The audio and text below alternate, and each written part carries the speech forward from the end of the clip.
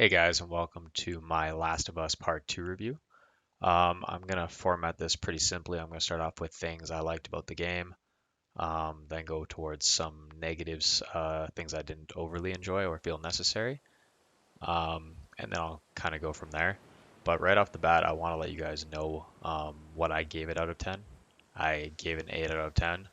I feel overall it was a pretty well made game. Obviously, it's not going to live up to everyone's expectations, especially following the first game, which everyone considered a masterpiece. And I'll kind of go through the explanation of why I gave it the 8 out of 10 review.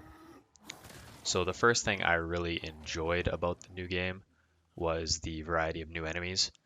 So you had your traditional enemies, the infected, who were now armored. That's just like it's the same kind of enemy design, but just a little upgraded to make it feel more modern, which does make sense. But they also added a new variety of enemies called stalkers, among other ones. But the stalkers stuck out to me the most. They're very sneaky. They don't really show up very well with your listening abilities, and they really can't take you by surprise. And typically, there are several of them minimum, and they tend to be in tight spaces or surprising corners.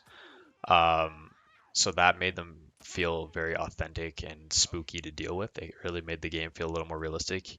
You had to actually feel a little scared going into a dark building, knowing that things could be right next to you. The game designers did an incredible job with the environment. It was beautiful. The water and terrain all look amazing, but they also felt very intentional. You could be using the buildings to hide enemies, or it gave you clear paths to sneak and ambush your enemies, which was very well thought out and definitely an upgrade over the previous game, in my opinion at least. Now, for something that I liked that a lot of people might not agree with, or at least some people won't agree with, is the fact that this game has a much darker story, especially compared to the first one. And I personally enjoy that. There's a lot of torture, murder, stuff like that. And while the mature themes might feel overdone in some areas, I still think it was a interesting story progression for this to be in the sequel. And yeah, likable characters died, but you have to realize that, Okay. actions have consequences, and that's kind of like, I guess, the moral of the game as you go throughout. But it was really interesting to play as Abby's team, so not Ellie, the other female protagonist, and her team.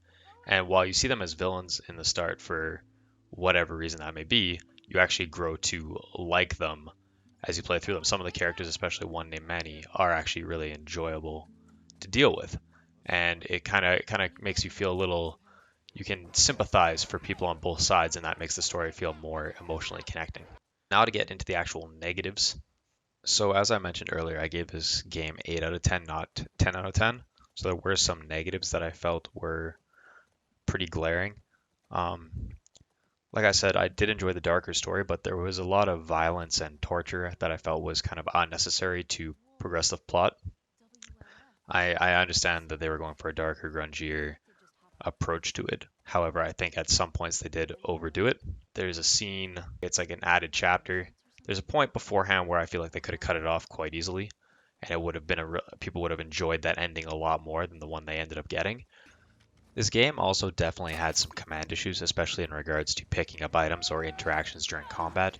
There was times where you get stuck on ledges or commands just wouldn't go through and you would die even though you did the input in time. These are just obviously minor things, but in a game, especially on harder difficulties, it can be a little less forgiving, and that could really punish you. So that was another thing I kind of took away from the game. This is a pretty big series, and I felt they could have gotten with a little bit more polishing. But overall, I enjoyed the game. But I think you need to go into it with an open mind. Likable characters die. There's a lot of dark themes, and people who enjoyed the lighter side of the first story will probably not enjoy this, which is why they did review bombings. But like I said, it's not a 10 out of 10 game, in my opinion, but it's also not a 2 out of 10 like others are saying. In the end, I found more I enjoyed about the game than I didn't, so that's why I gave it the review I did, but you'll have to decide for yourself. If you can get it on the cheap, I would definitely recommend picking it up. I tried my best not to be biased either way. I enjoyed the first game, and while this might not live up to everyone's expectations, these were kind of my thoughts on it from a game design perspective and someone who's played quite a few similar games.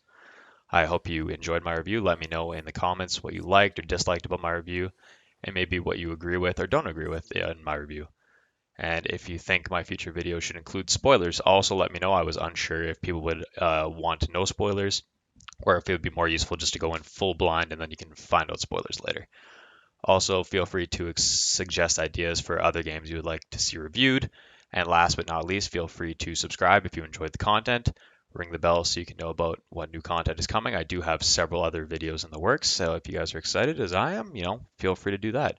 Thanks for your time, guys, and hopefully I'll see you in the next video. Bye.